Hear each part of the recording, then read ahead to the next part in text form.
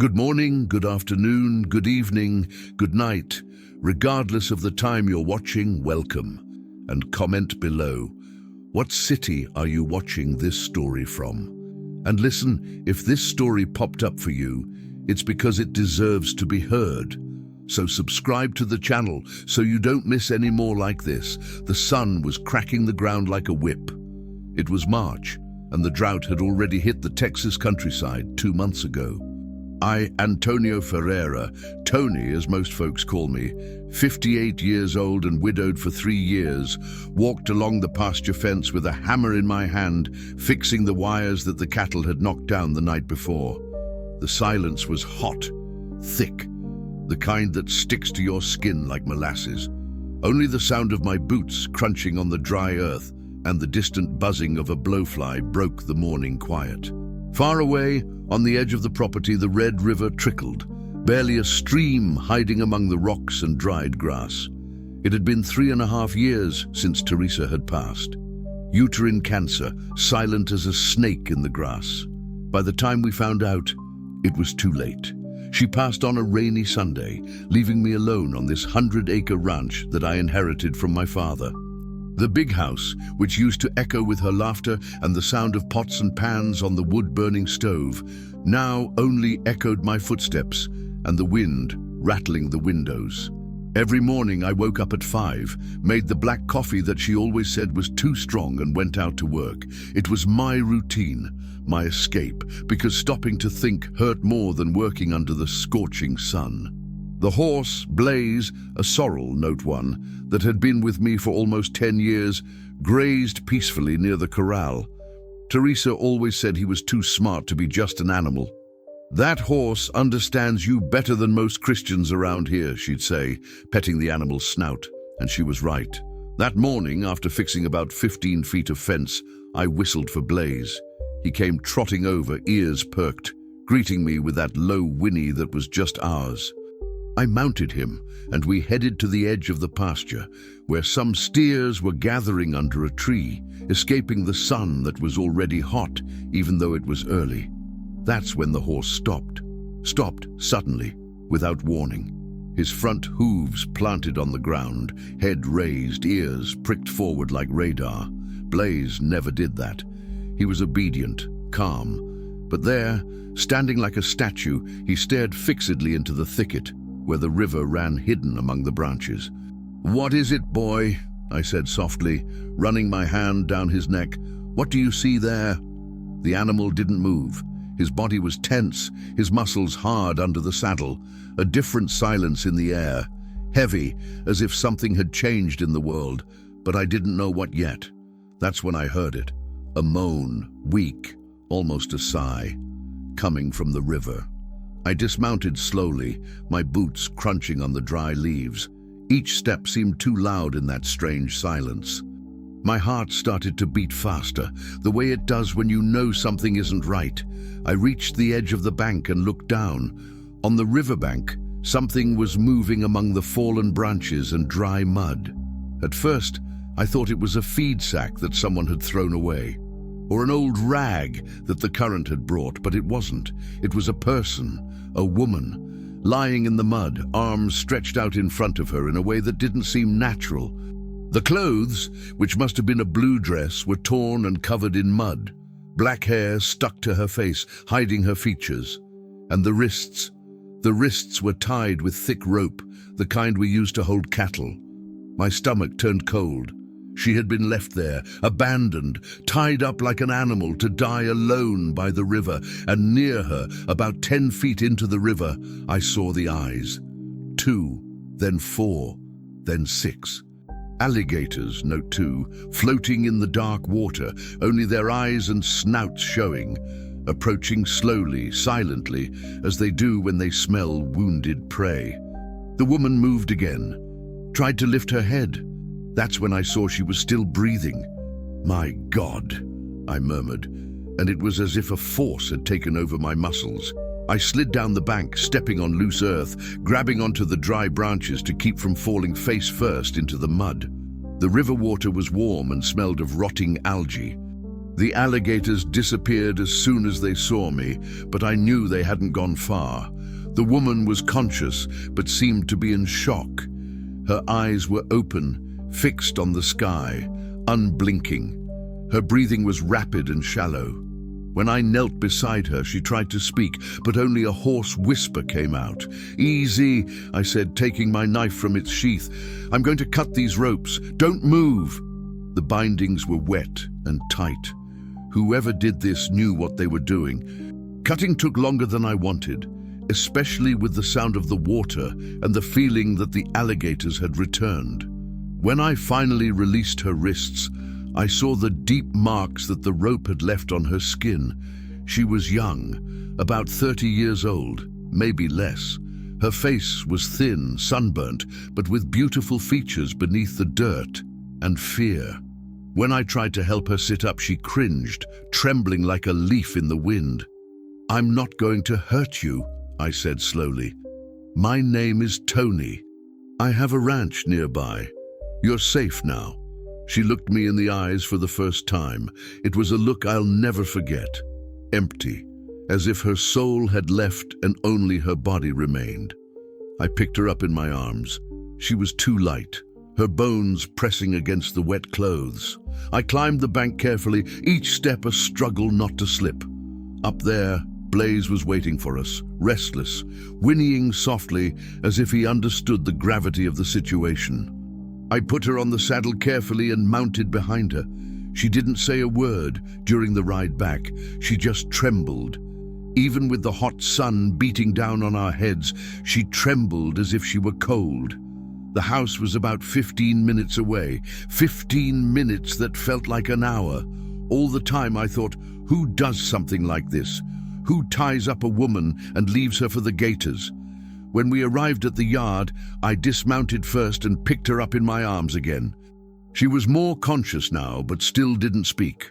I took her inside to the guest room in the back of the house.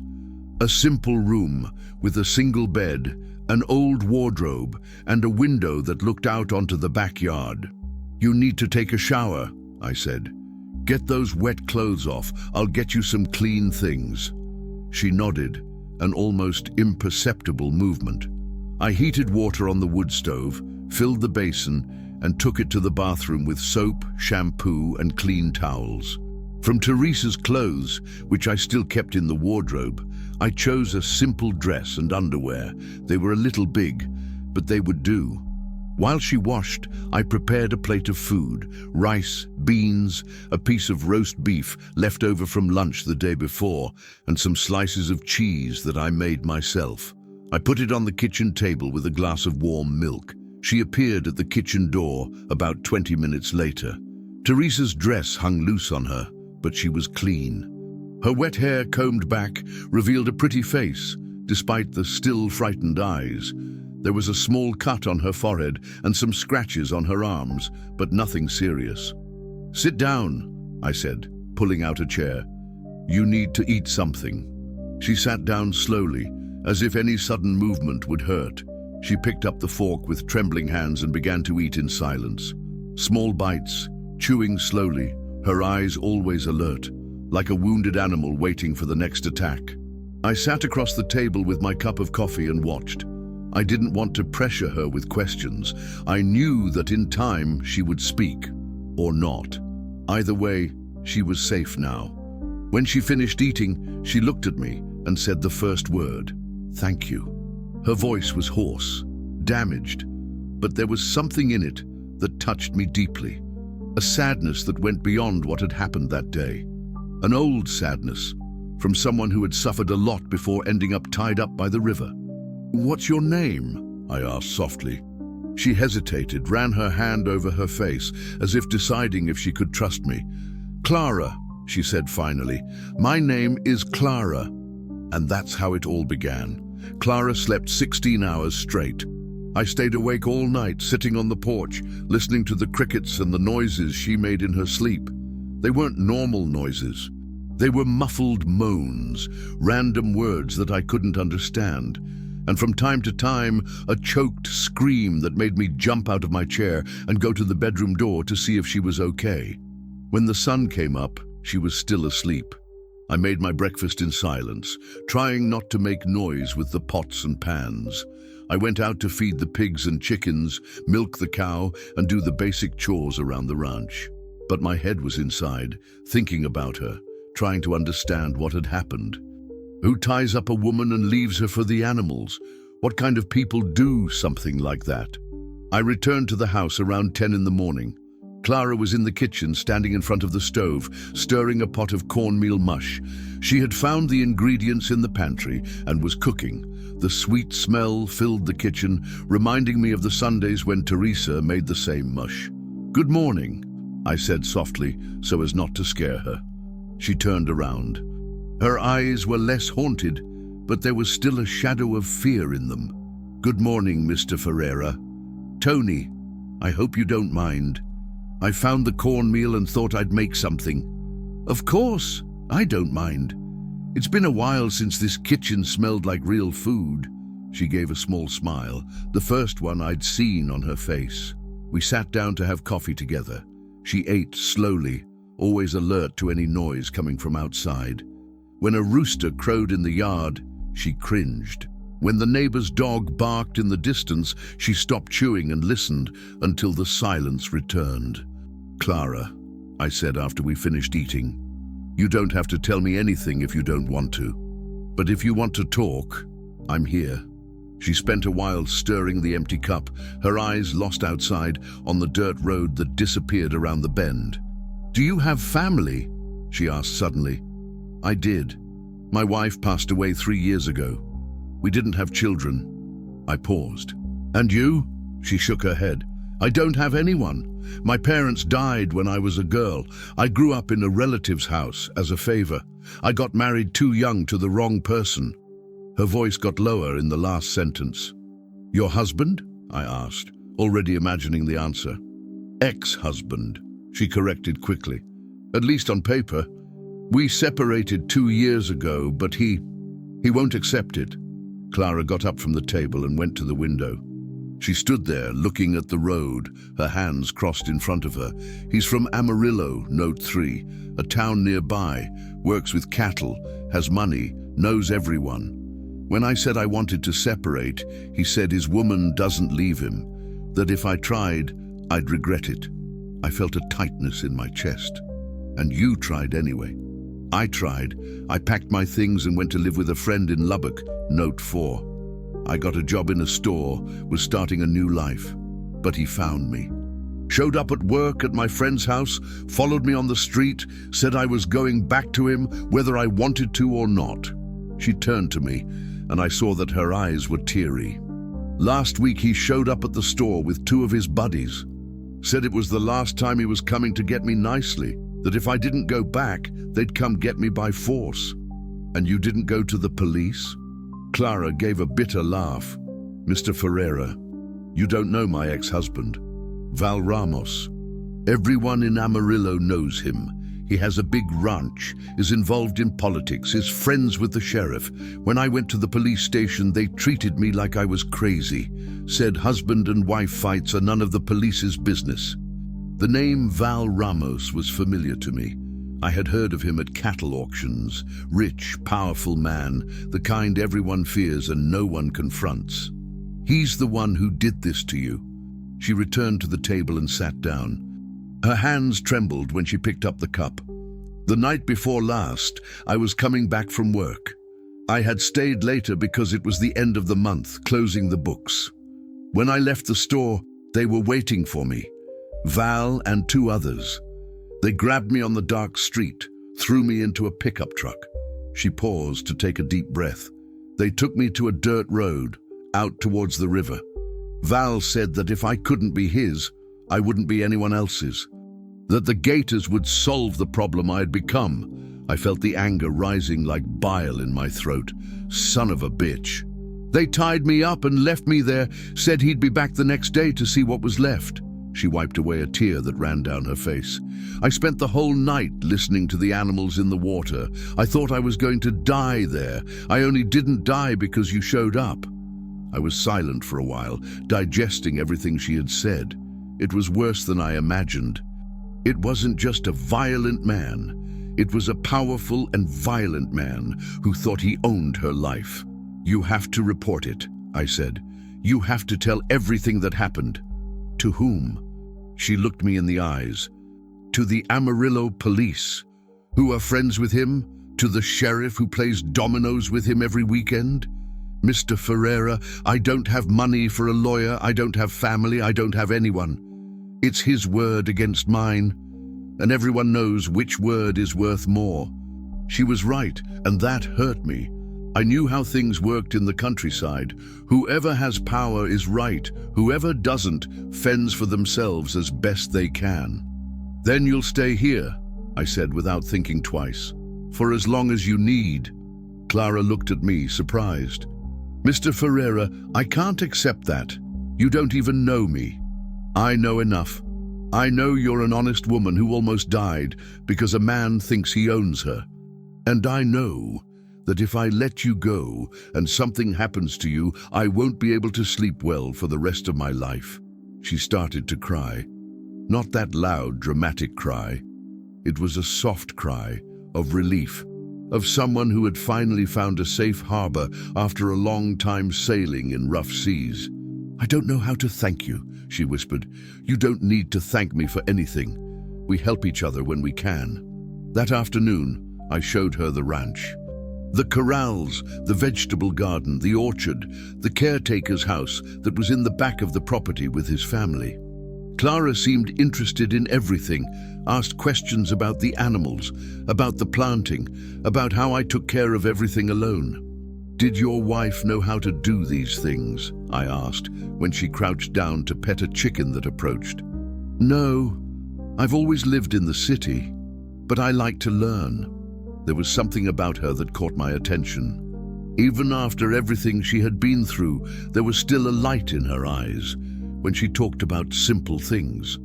It was as if, beneath all that suffering, there was a strong woman who just needed a chance to bloom again. In the late afternoon, when we returned to the house, Clara insisted on making dinner. She said she couldn't stand still, that she needed to occupy herself. She made roasted chicken with potatoes and a lettuce salad from the garden. We ate talking about light things, the weather, the animals, life in the country. For a moment, I forgot that she was there fleeing a man who wanted to kill her. For a moment, the house seemed alive again. But the peace didn't last long. It was almost 9 at night when we heard the sound of an engine on the road. Clara froze in her chair, her fork still in the air. The noise got closer, louder. It was a pickup truck by the sound of the engine. "It's him," she whispered, and her face turned as white as paper. The engine stopped outside in the yard. We heard doors slamming, men's voices, heavy footsteps on the dry earth. "Where's the woman, old man?" a gruff voice shouted from outside. "We know she's in there." Clara got up from the table, trembling from her legs to her hands.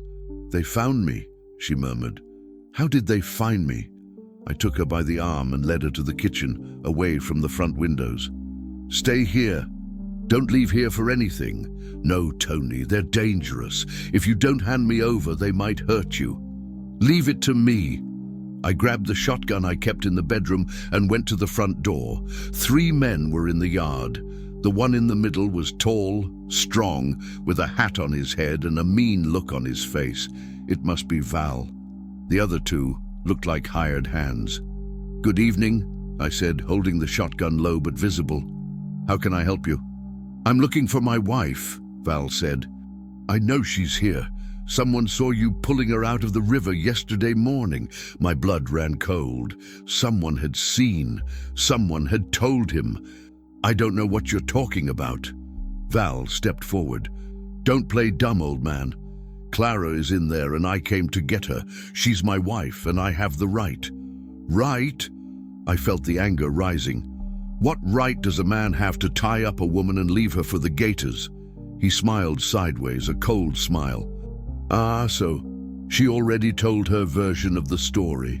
I bet she didn't tell you she robbed me, that she ran away with my money, that she's sleeping around." "I don't believe a word you're saying." "It doesn't matter what you believe, old man. What matters is that she's my wife, and she's coming back with me, one way or another." The two hired hands moved away a little, one to each side, trying to surround me. I raised the shotgun.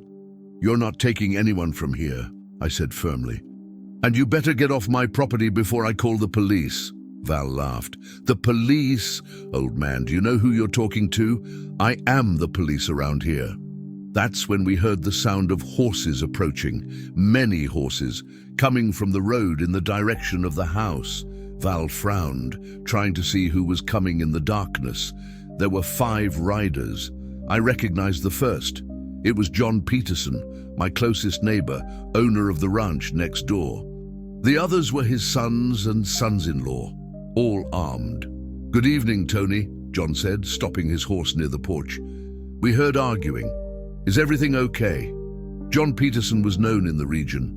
Respected man, from a traditional family, who owed no favors to anyone and wasn't afraid of any man.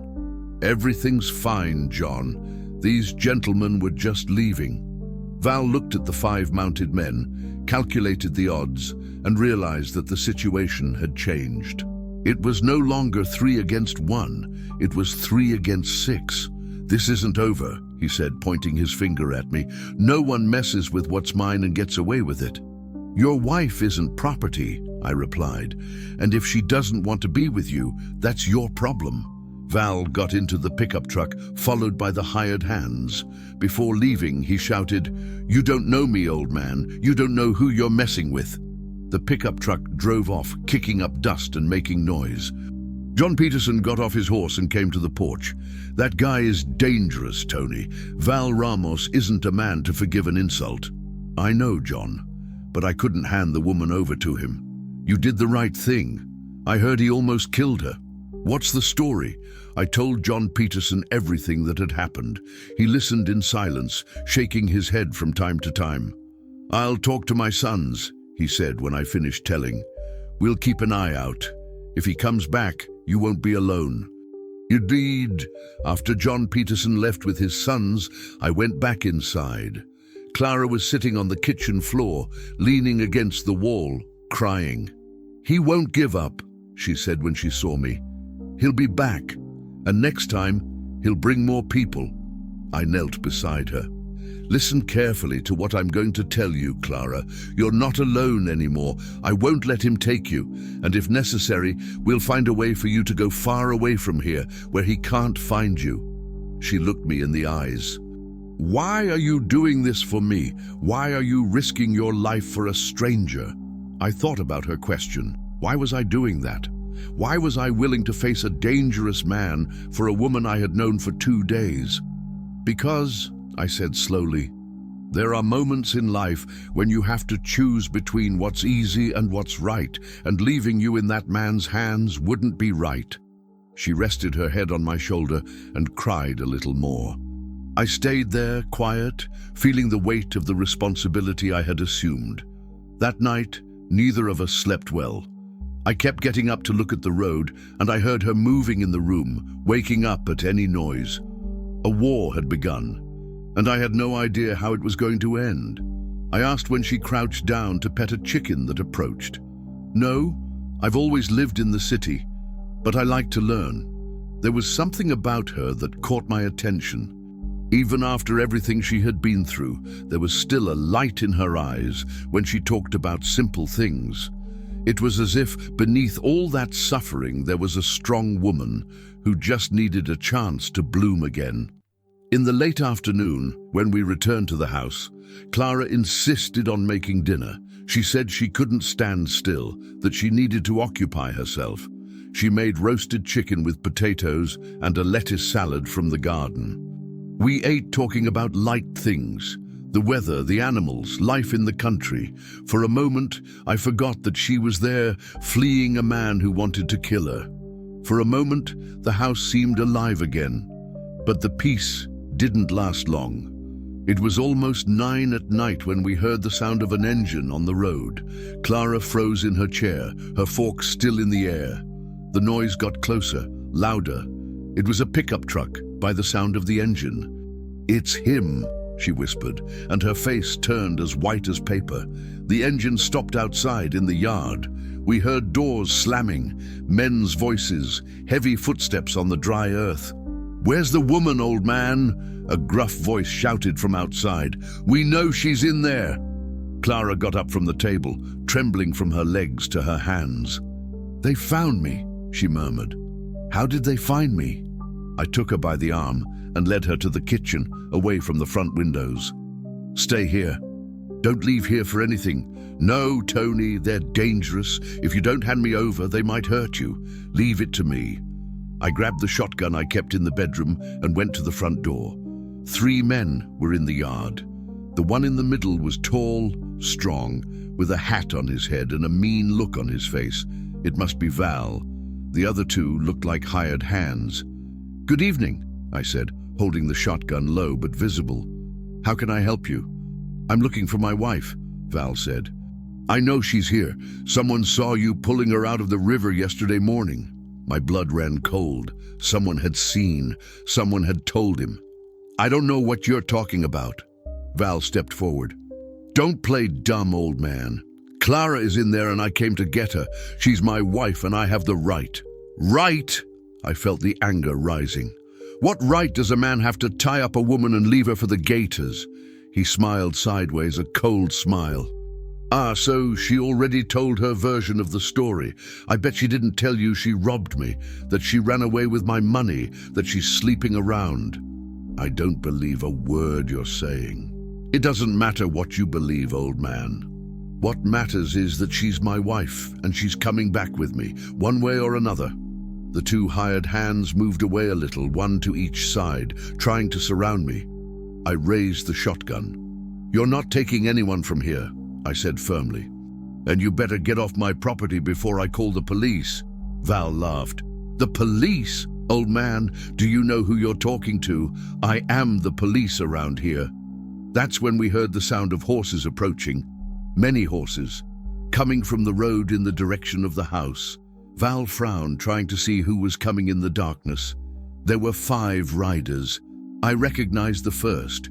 It was John Peterson, my closest neighbor, owner of the ranch next door. The others were his sons and sons-in-law, all armed. "Good evening, Tony," John Peterson said, stopping his horse near the porch. We heard arguing. "Is everything okay?" John Peterson was known in the region. Respected man, from a traditional family, who owed no favors to anyone and wasn't afraid of any man. "Everything's fine, John. These gentlemen were just leaving." Val looked at the 5 mounted men, calculated the odds, and realized that the situation had changed. It was no longer 3 against 1. It was 3 against 6. "This isn't over," he said, pointing his finger at me. "No one messes with what's mine and gets away with it." "Your wife isn't property," I replied. "And if she doesn't want to be with you, that's your problem." Val got into the pickup truck, followed by the hired hands. Before leaving, he shouted, "You don't know me, old man. You don't know who you're messing with." The pickup truck drove off, kicking up dust and making noise. John Peterson got off his horse and came to the porch. "That guy is dangerous, Tony. Val Ramos isn't a man to forgive an insult." "I know, John, but I couldn't hand the woman over to him." "You did the right thing. I heard he almost killed her." "What's the story?" I told John Peterson everything that had happened. He listened in silence, shaking his head from time to time. "I'll talk to my sons," he said when I finished telling. "We'll keep an eye out. If he comes back, you won't be alone." After John Peterson left with his sons, I went back inside. Clara was sitting on the kitchen floor, leaning against the wall, crying. "He won't give up," she said when she saw me. "He'll be back, and next time, he'll bring more people." I knelt beside her. "Listen carefully to what I'm going to tell you, Clara. You're not alone anymore. I won't let him take you. And if necessary, we'll find a way for you to go far away from here, where he can't find you." She looked me in the eyes. "Why are you doing this for me? Why are you risking your life for a stranger?" I thought about her question. Why was I doing that? Why was I willing to face a dangerous man for a woman I had known for 2 days? Because, I said slowly, there are moments in life when you have to choose between what's easy and what's right, and leaving you in that man's hands wouldn't be right. She rested her head on my shoulder and cried a little more. I stayed there, quiet, feeling the weight of the responsibility I had assumed. That night, neither of us slept well. I kept getting up to look at the road, and I heard her moving in the room, waking up at any noise. A war had begun, and I had no idea how it was going to end. The attack came 3 days later, on a Thursday afternoon. I was in the corral, fixing the gate that the bull had broken in the morning, when Clara appeared running, her face white with fright. "Tony, there's smoke rising from John Peterson's place." I dropped the hammer and ran to the yard. On the other side of the valley, a column of black smoke rose into the sky. A lot of smoke. "Get Blaze!" I shouted to Clara. "Let's see what happened." We both mounted the horse and took off at a gallop. The dirt road kicked up dust behind us, and my heart beat unevenly. John Peterson was my closest friend. If something had happened to him... We arrived at the neighbor's ranch, and the scene was of despair. The barn where he kept the feed was on fire. The flames licked the tin roof, and the heat reached the road. John Peterson and his sons ran with buckets of water, trying to control the fire. I dismounted and ran to help. Clara stayed holding the horse away from the danger. "What happened?" I shouted over the noise of the fire. "I don't know," John Peterson shouted back, throwing another bucket on the flames. Suddenly, it started burning. Out of nowhere. We worked for over an hour to put out the fire. When we finally managed to control the flames, the barn was almost completely destroyed. Tons of corn and feed burned. A big loss. "This wasn't an accident," John Peterson said when we were resting, covered in soot and sweat. "Someone set it on fire." "Are you sure?" "I am. I smell kerosene everywhere. And look at this." He showed me an empty can of fuel thrown behind the barn. "It was Val," Clara said, who had approached. "He's warning you that he can get close to any of you." John Peterson nodded seriously. "It's a message. For me and for you. He's saying that if we continue protecting you, the consequences will be worse." We returned home in silence. Clara rode quietly behind me on the horse, but I felt the tension in her body. I knew she was blaming herself for what had happened. "It wasn't your fault," I said when we got home. "Yes, it was." She got off the horse and went straight to the house without looking at me. I followed her to the kitchen. She was sitting at the table, her head in her hands. "Clara, listen to me." "No." She raised her head, and I saw that she was crying. "John Peterson lost everything because of me. His family may be in danger because of me. And you could lose this ranch, you could die, all because of me. That's not how it..." "Yes, it is. I brought this misfortune to your lives." She got up, agitated. "I need to leave, today, before he does something worse." "Go where? You yourself said that he has contacts throughout the region." "It doesn't matter. At least you'll be at peace." I grabbed her by the shoulders. "Clara, listen to me carefully. You're not going anywhere. We're going to solve this together." "How? How are we going to solve it? He has money, he has power, he has armed men. And us, what do we have?" It was a good question. A question that I didn't know how to answer. That night we stayed awake making plans. We discussed the possibility of going to the police in Austin, away from Val's influence. We thought about hiring a lawyer, about reporting everything that had happened, but deep down, we both knew it would be her word against his. And when it came to Val Ramos, his word was worth more. "There's something I haven't told you," Clara said suddenly when it was almost midnight. "What?" "Val has a serious gambling problem.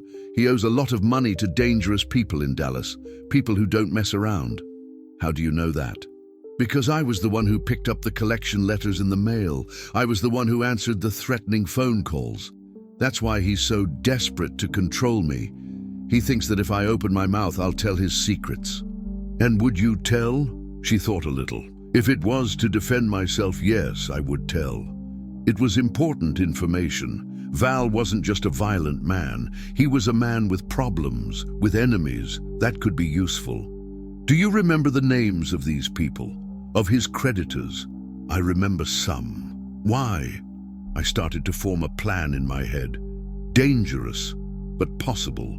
Because maybe we don't need to face him alone. The next morning, while Clara took care of the animals, I mounted Blaze and went to town. I needed to use the phone at the gas station, away from curious ears. I called Dallas, to the number that Clara had given me. Hello? The voice on the other end was gruff, threatening. I'm calling to talk about Val Ramos. I have information that you'll want to know. Who's speaking? Someone who knows his business. I know where he's hiding money. I know about his schemes in the region. There was silence on the other end. What kind of information? The kind that's worth a lot of money, but it's not something to talk about on the phone. If you're interested, set up a meeting. We set it for 2 days later, in a neighboring town. It was risky, but it was our only chance. I returned home with the feeling that I had set fire to a situation that was already explosive, but I had no choice. Val had started the war. Now it was his turn to discover that I also knew how to play dirty. I told Clara the plan. She was scared. Tony, these people are dangerous, more dangerous than Val himself. I know, but sometimes you need one devil to drive out another devil. That night, while we were having dinner, we heard the sound of cars on the road, many cars, coming in the direction of the house. Clara froze with the fork in her hand. It's him, she whispered. I grabbed the shotgun and turned off the lights in the house. We went to the front window and looked outside. 3 cars had stopped in the yard. Val got out of the first, followed by 5 men, all armed. This time, he hadn't come to talk. Tony, he shouted from outside. I know you're in there, and I know that Clara is with you. I didn't answer. I was calculating the distances, thinking of a way to get out of there with Clara alive. I'm going to count to 10, Val shouted. If you don't come out, we're going in, and then it'll be worse for everyone. 1, Clara was trembling beside me. He's really going to come in, she whispered. 2, I looked out the window again. The men were spreading out, surrounding the house. 3, Clara, I said softly. Remember the trail I showed you on the map? I remember. 4, go through the kitchen to the backyard. Blaze is back there. Mount him and follow the trail to John Peterson's place. 5, and you, I'll buy you time to escape. 6, no, I'm not going to leave you here alone. Clara, for God's sake, obey me. 7, she looked me in the eyes. If you don't get out of this alive, I'll never forgive myself. 8, go, now. 9, Clara gave me a quick kiss on the face and ran to the kitchen. I heard the back door opening and closing. 10, the men began to approach the house. Val was coming in front, a pistol in his hand. I fired once into the air, just to warn them that I was armed. The men ducked, seeking cover behind the cars. The first one to come in here is going to come out dead, I shouted. Where's Clara? Val shouted back. She's not here. Liar! She has nowhere to go. That's when I heard the sound I didn't want to hear, the whinny of Blaze in the back, a whinny of pain. My blood ran cold. They got her, Val shouted, laughing. They got your little woman, old man. I ran to the back window. I saw 2 men dragging Clara, who was fighting to break free. Blaze was lying on the ground, a dark spot on his chest. Blood. They had killed my horse. And now they had Clara. Now you're coming out of there, Val shouted. Otherwise she's going to the bottom of the river again, and this time there won't be anyone to save her. I dropped the shotgun. I had no choice anymore. I came out of the house with my hands raised. Val smiled when he saw me, a cold smile of someone who had won. I thought you were smarter than this, old man, but every man has a weak point. Yours is her. Clara was being held by 2 men. She had a cut on her forehead and her blouse was torn, but she was alive. Let her go, I said. The problem is with me, not with her. The problem is with you both, you for sticking your nose where it doesn't belong, and her for forgetting that she's my woman. I'm not your woman, Clara shouted, trying to break free. I'll never be again. Val approached her and slapped her in the face. The sound echoed in the silent yard. I felt the anger rising like lava from a volcano. Touch her again and I'll kill you, I snarled. You? Val laughed. You're not going to do anything, old man, because if you do, she dies first. He made a sign to the men. Put them in the car. We're going to solve this away from here. That's when we heard the noise. Engines, many engines, coming from the road. Val frowned, trying to see who they were in the darkness. It was a caravan of cars, 5, 6 vehicles coming up the dirt road, headlights on, kicking up a cloud of dust. Who are these people? One of Val's men asked. The cars stopped at the entrance to the yard. Men got out, many men, more than Val's. The first I recognized was John Peterson. Then I saw his sons-in-law, the neighbors, everyone armed. Let go of the woman, Val, John Peterson said, his voice firm. And get off my friend's property. This is none of your business, John Peterson. When you set fire to my barn, it became my business. Val looked around. It was 6 against 15. The odds weren't on his side. This isn't over, he said, signaling the men to release Clara.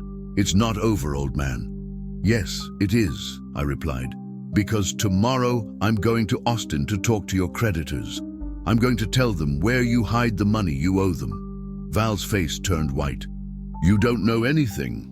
Yes, I do. I know about the money buried in your backyard. I know about the bank account in your mother's name. I know everything, Val.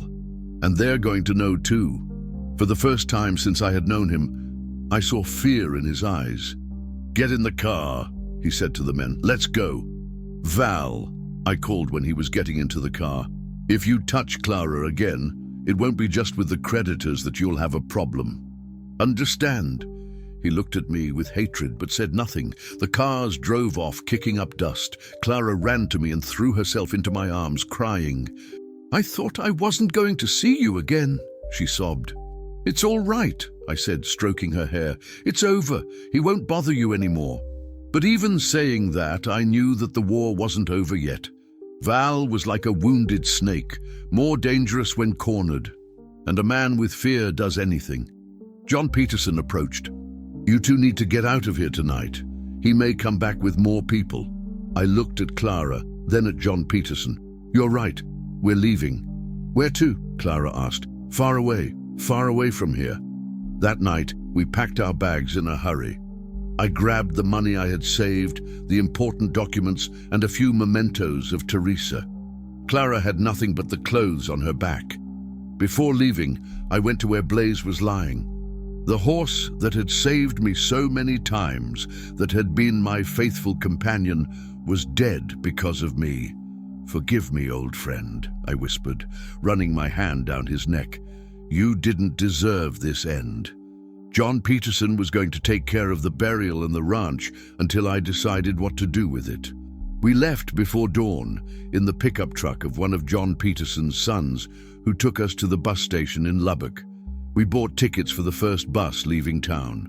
The destination didn't matter. Only getting out of there mattered. While the bus sped along the dark road, Clara slept leaning on my shoulder. I looked out the window at the city lights fading behind and thought about everything that had happened. In 2 weeks, my life had turned upside down. I lost my house, my ranch, my horse, but I gained something I thought I'd never have again. I gained a reason to live again. And if necessary, I'd do it all again. The bus stopped in Oklahoma City at 7 in the morning. We got off with a small suitcase each and our hearts full of uncertainty. The capital of Oklahoma was a new city, different from everything I knew. Tall buildings, wide streets, movement of people I wasn't used to. What now? Clara asked, holding my hand as we watched the movement of the bus station. Now we look for a place to stay for a few days. Then we'll see what to do. We found a simple boarding house in the center of the city. Small but clean room, 2 single beds, a tiny bathroom, and a window overlooking the street. It wasn't much, but it was our hideout. During the first few days, we didn't go out much. We stayed in the room, planning the future, trying to understand what our life would be like from then on. Clara was quiet, lost in thoughts that I respected. "You know what I miss most?" she asked one afternoon while looking out the window. "What?" "The silence. The sound of the crickets at night, the birds singing in the morning. Here there's only the sound of cars and horns." I felt the same way. The city was very different from the countryside. Too much noise, too much hurry, too many people who didn't know each other. "We'll find a place in the country again," I promised. "It just needs to be far enough away so he doesn't find us." On the 5th day, we decided to go out to look for work. I had some money saved, but it wouldn't last forever. We needed an income. We walked around the city looking for opportunities. Clara had experience in sales. I knew about agriculture and livestock. It wasn't easy to find work without references, without knowing anyone in the city. It was at a construction supply store that I found a chance. The owner, Mr. Johnson, needed someone who knew how to handle tools and had experience with the countryside. It didn't pay much, but it was a start. "You have the look of an honest man," he said after talking to me for half an hour, "and the look of someone who knows how to work. When can you start?" "Tomorrow." Clara got a job in a clothing store. The owner liked her right away, said she had a knack for dealing with customers.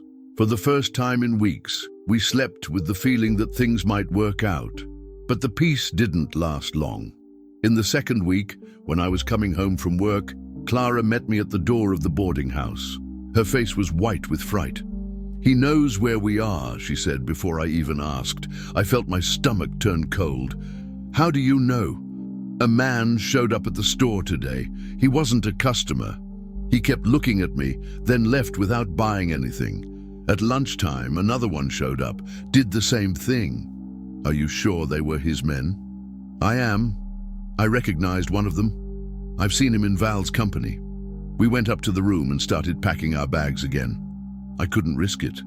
If Val had found us in Oklahoma City, it wouldn't take long for him to show up. "Where to now?" Clara asked, putting away the few clothes we had bought. "To Arkansas. I have a distant cousin there in Little Rock. I haven't talked to him in years, but maybe he can help." We left Oklahoma City that same night. We took the 11 o'clock bus, which made the trip to Little Rock in one day, with several stops along the way. During the trip, Clara became more talkative. As if with each mile that took us away from Val, she breathed better. "Tony," she said when we were passing through a small town in the middle of nowhere, "can I ask you a question?" "Sure." "Do you regret it? Regret leaving everything because of me?" I looked at her, her hair swaying with the movement of the bus, her eyes tired but still beautiful, her hands that already knew the texture of mine. "Never," I replied, "not for a second. Even having lost your house, your ranch, everything you built with your wife." "Clara!" I took her hand. "That ranch was just land. It had sentimental value, but it was just land. What I have now, that's priceless." She smiled, the first real smile I'd seen since we left Texas. "I love you," she said softly, as if afraid to speak loud. "I love you too." It was the first time we said those words to each other. There on that old bus, in the middle of the road, fleeing from a past that wouldn't let us go, we arrived in Little Rock on a Saturday morning. The city was big, with the smell of river and the sound of mockingbirds, different from everything I knew. My cousin Joshua lived in a simple neighborhood, in a small house with a yard full of plants. When I knocked on the door, it took him a while to recognize me. Tony Ferreira." "Hi, Joshua." He hugged me tight. "Man, how many years has it been? 10, 15, around there." I introduced Clara as my girlfriend. Joshua didn't ask questions, but I saw in his eyes that he understood that we were fleeing from something. "You can stay here as long as you need," he said, after I told him a shortened version of our story. "I have a little room in the back that I don't use. It's not much, but it'll do." The little room was simple, but it had something that the other places didn't have: security. Joshua was discreet, didn't ask too many questions, and knew people who could help with work. In a week, I was working in an auto repair shop. Clara got a job in a bakery. It wasn't what we knew, but it was honest. And for the first time in a long time, we were able to establish a routine without fear. The weeks went by, and slowly we built a new life. Simple, but ours. We woke up early, went to work, came back at night and had dinner in Joshua's backyard, listening to him tell family stories. "When are you getting married?" he asked one night after 2 beers. Clara and I looked at each other. We hadn't talked about marriage, not officially. "We haven't decided yet," I replied. "Decide soon," Joshua said, laughing. "You two have the look of people who were born for each other." That night, when we went to sleep, Clara brought up the subject. "Do you want to marry me?" she asked, lying in bed next to mine. "I do, but only when you're ready, when you're no longer afraid. And if I never stop being afraid, then we'll get married anyway. We face fear together." She laughed. "What a romantic you are, Tony." I learned from life. We slept holding hands that night, like all the other nights since we arrived in Little Rock. But the tranquility didn't last forever. 2 months later, on a Friday afternoon, Joshua arrived home with a worried look on his face. "A guy showed up today at the bar where I have lunch," he said, sitting heavily in the kitchen chair. "Asking about you, Tony. Described you perfectly, and her too."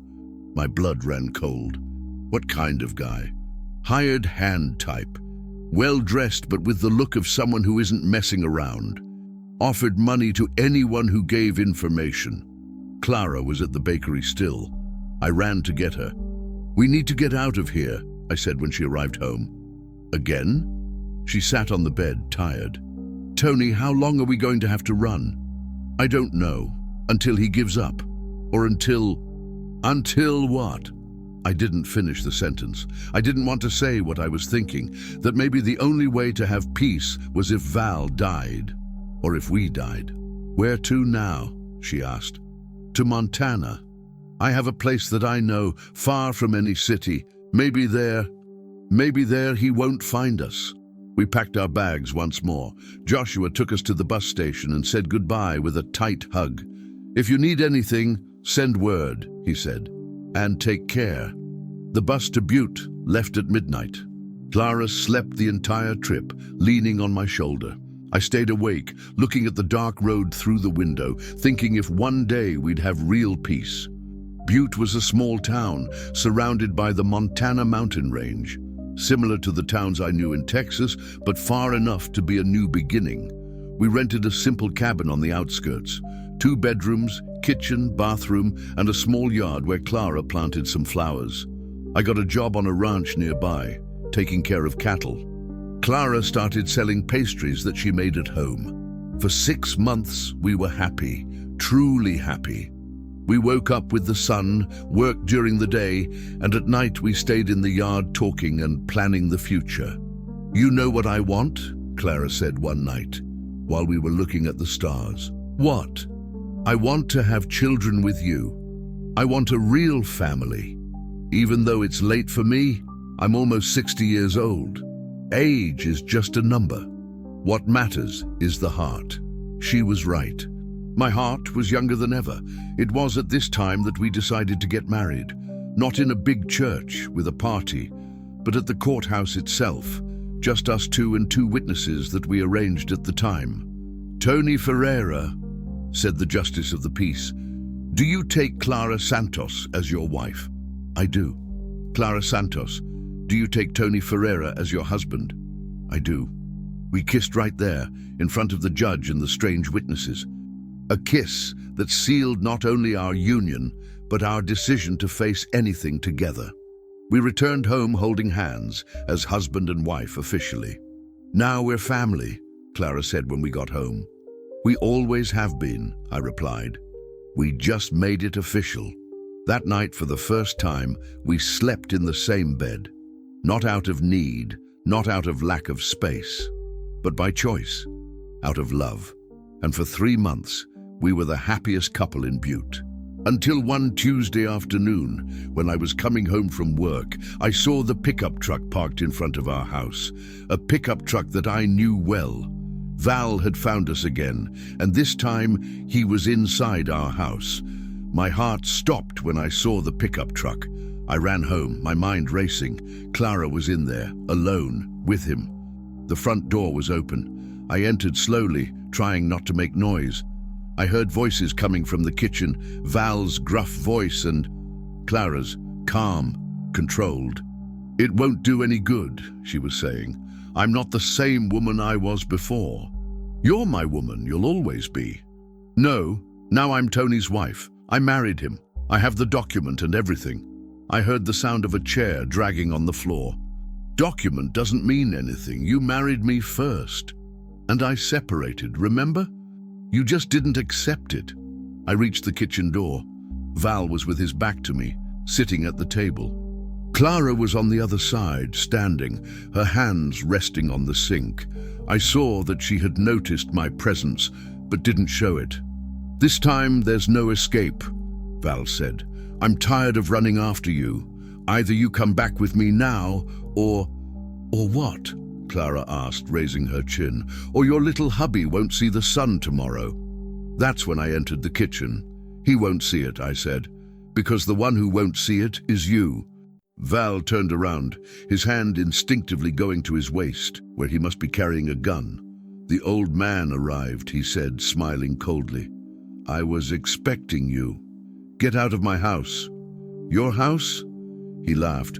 "Old man, all of this is mine now. I bought the house, I bought the land, I even bought the job you had on the ranch. The owner owes me a favor." I felt the floor disappearing beneath my feet. "You're lying." "I'm not. Want to see?" He took some papers out of his pocket. "Here. Deed to the house. I bought it yesterday. And here, a letter from your boss firing you, effective today." Clara approached me. "Tony?" "There's nowhere else to run," Val continued.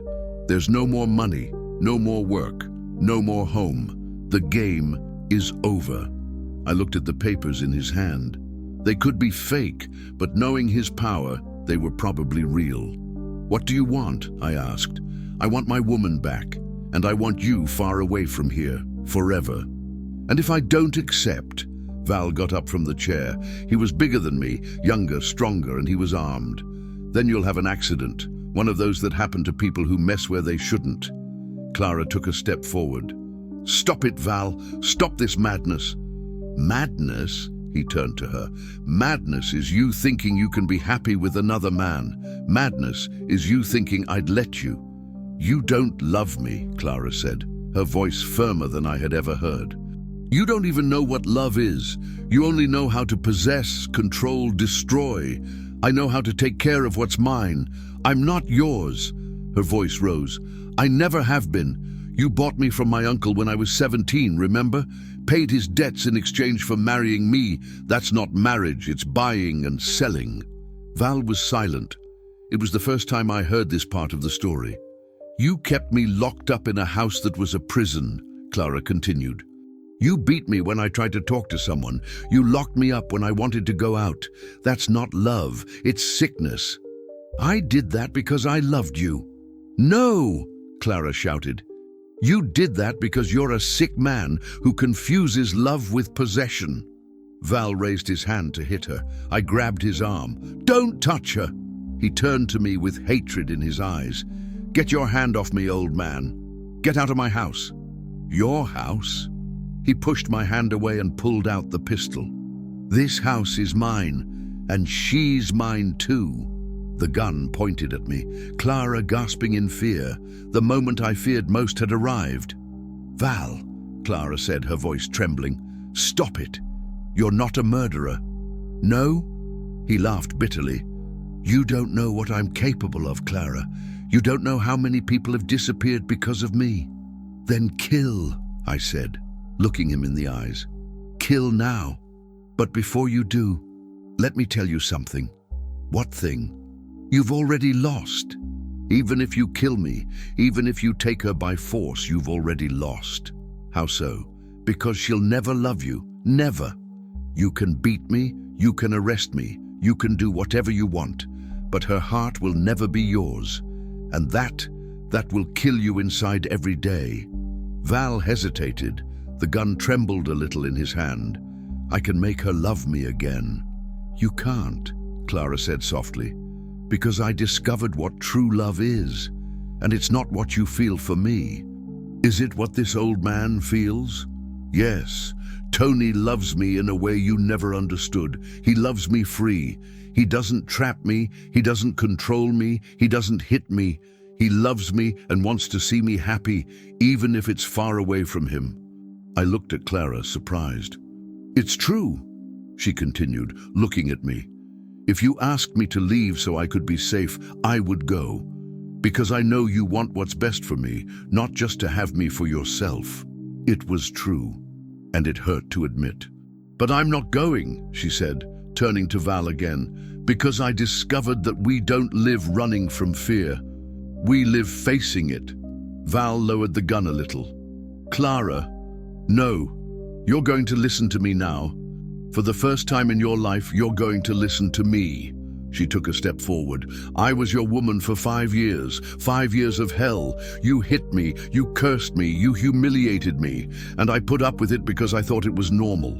Because my uncle told me that husbands were like that. Val didn't answer. But when I met Tony, I found out it wasn't. I found out that a real man doesn't hit a woman, doesn't shout, doesn't threaten, doesn't control. A real man cares, protects, respects.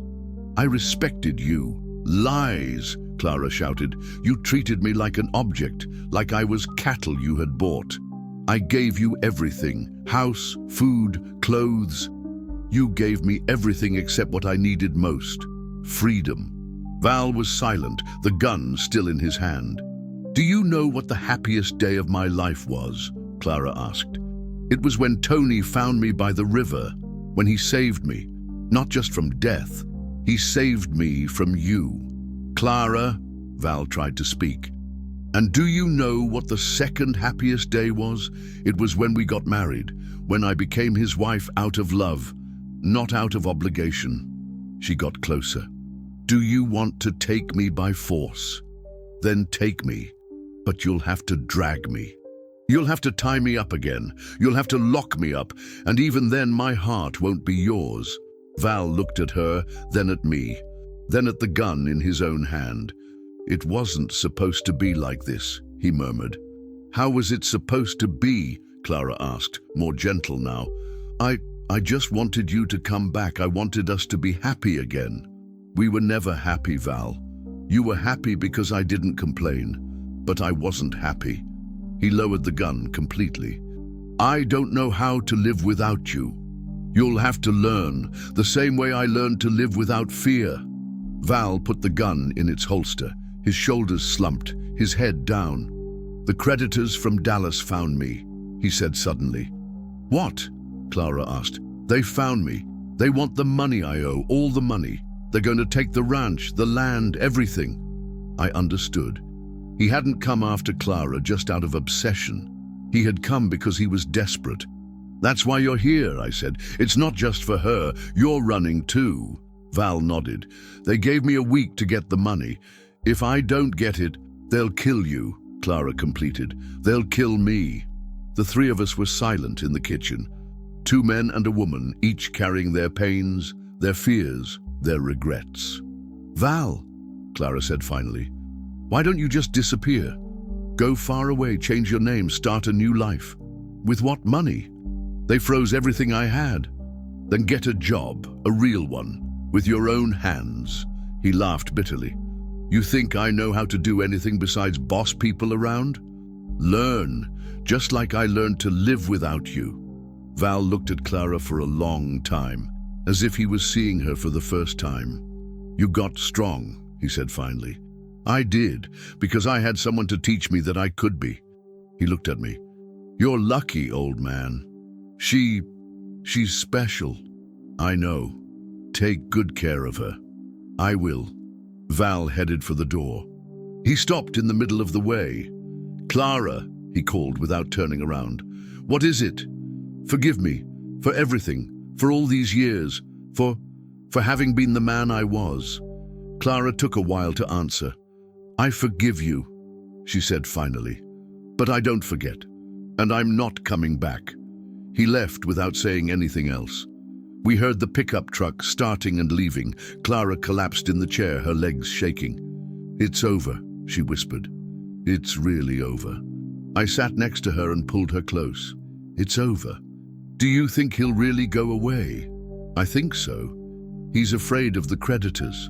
And more importantly, he finally understood that he lost you. For real." We stayed embraced in the kitchen until it got dark, without saying anything, just feeling the relief of being alive, of being together, of having passed through the storm. "Tony," Clara said when it was already night. That story about the house, about the job, do you think it was true?" "It doesn't matter. If it is, we'll find another place, another job. We'll manage. And if we don't have money to leave here, we'll stay and build a new life right here. Even with nothing, we have everything. We have each other." She smiled. "You're right." That night, we made plans. If we really lost the house, we were going to look for another place to live. Maybe go back to Texas, near John Peterson, or maybe stay right there in Montana, start from scratch. It didn't matter where. What mattered was that we were going together. 3 days later, we found out that the papers Val had shown were fake. The house was still ours, the job too. It had been just another attempt to scare us. But we also found out something else through the newspapers. Val Ramos had been found dead on a road between Oklahoma City and Dallas. 3 shots in the chest. The creditors had collected the debt their way. Clara cried when she read the news, not out of longing. Out of relief and maybe a little pity. "He wasn't bad at the beginning," she said. "He was just lost." "Everyone has choices in life," I replied. "He made his." 5 years have passed since then. Today, as I write this story, Clara is in the kitchen making lunch. We're back in Texas, on a small ranch we bought near Lubbock, just 100 acres, but enough for the 2 of us and for Mary, our 2-year-old daughter, who was born when Clara already thought she couldn't have children anymore. The girl has her mother's eyes and her father's stubbornness. She plays in the yard with the chicks, helps her mother harvest vegetables in the garden, and every night asks me to tell the story of how I met Mommy. "Tell about the horse, Daddy," she asks, sitting on my lap on the porch, and I tell about Blaze, who gave his life to save us. I tell about the riverbank, the alligators, the first time I saw her mother. I tell how love came slowly, without haste, like a plant that grows in its own time. Clara listens from the kitchen and smiles. "Tell it right, Tony. Don't make things up." "I'm not making anything up. I'm telling it how it was. And it's true. I don't need to make anything up. Life has already taken care of writing a beautiful story for us. John Peterson comes to visit us every month, brings news from the region, helps with advice from someone with experience. Says he's never seen a happier couple. "You were born for each other," he says every time. "You just took a long time to find each other." Maybe he's right. Maybe some people really are born for each other, but need to go through a lot of suffering before they find each other. Maybe suffering is necessary so that we learn to value what is good. I was a dead man inside when I found Clara that morning by the river. Dead with longing, with loneliness, with lack of purpose. She was also dying, but of fear, of despair, of lack of hope. We saved each other mutually, not in the romantic movie sense, but in the real sense of 2 people who found each other when they needed each other most. Today, when I wake up in the morning and see Clara sleeping next to me, when I hear Mary's laughter in the yard, when I smell the fresh coffee coming from the kitchen, I know that all the difficult days were worth it. Because true love is this. It's not just feeling, it's choice. Every day you choose to stay, you choose to care, you choose to love even when it's difficult, and I choose Clara every day, as she chooses me. And tomorrow, when the sun rises again over our little ranch, I will choose her again, and she will choose me. Because we discovered something that many people take a lifetime to learn. Love doesn't need to be perfect to be true. It just needs to be real, and ours is real as the red earth beneath our feet.